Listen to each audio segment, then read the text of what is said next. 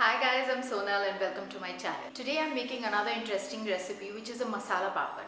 So papad is like a cracker or much like a hardened roti, but it's made from a lentil flour called urad dal or urad lentil. Since we are on keto and we can't eat lentils, it's very difficult for us to find a papad that we can eat. So I thought, why not make the papad myself, and that's exactly what I'm doing. I'm making the papad out of almond flour, flaxseed flour and some mozzarella cheese. Let's go ahead and see how I make the papad and then dress it up with the masala or all the fixings.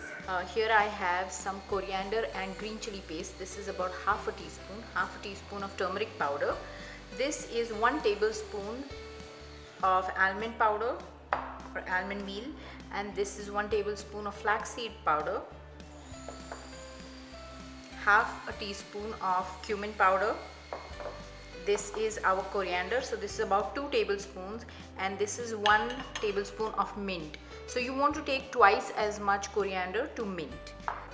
So this is the melted mozzarella. I'm going to start adding all the ingredients. I'm going to mix together and then add my herbs. The flaxseed will give it the texture of whole wheat flour or some kind of flour. Now I'm going to add the herbs. Masala papad is something that we order very often in restaurants.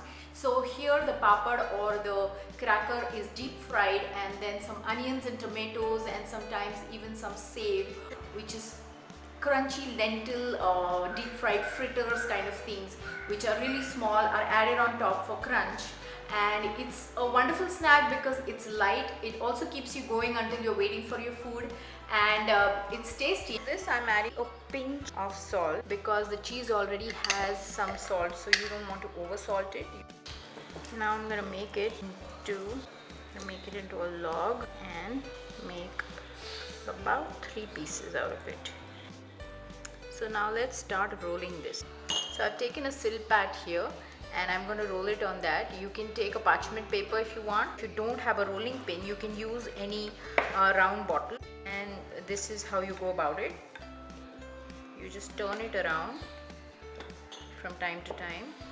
If you don't like the shape of your paratha, you can always cut it off. You can use a round lathe or any kind of round cutter and just cut the edges off. I'm going to try to make it as round as possible. So this ball seems to be a little bigger than the previous one. So I'm going to put these on the pan now, and you want to cook these at the lowest possible heat so that all the water from the cheese dries up, and then you flip it over. If you flip it over too soon, then it's going to be slightly gooey like melted cheese, and you don't want to do that. So you want to let it slowly dry out all the water so that you get a nice crispy papad. So here is my papad. I've added some chopped onions and tomatoes to it. Here is red chili powder and a little bit of chat masala, about 1/4 teaspoon of each. You can skip the red chili powder if you want. And then last but not the least, some coriander.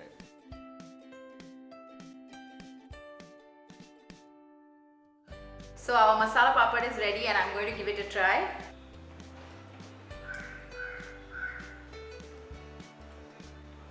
Yeah, perfect.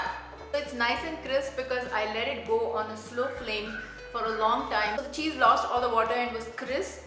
And I have the chaat masala and some of the chili powder, which is a typical topping for a masala papad. And so when you eat the whole thing together, the only difference is it's a slightly chewy because here it's not a lentil but it's a cheese, and that too mozzarella cheese. So that's the reason the texture is slightly different when you start chewing it, but not bad at all. I think it's a successful recipe, especially as a starter or even as a snack for kids. So go ahead and try this recipe and let me know how it turned out for you in the comments section right under the video. And if you enjoyed watching this video, please click the thumbs up icon and subscribe to my channel if you haven't already subscribed. If you want to be notified about every new recipe that comes up, click the bell icon right under the video. And thanks for watching. Bye.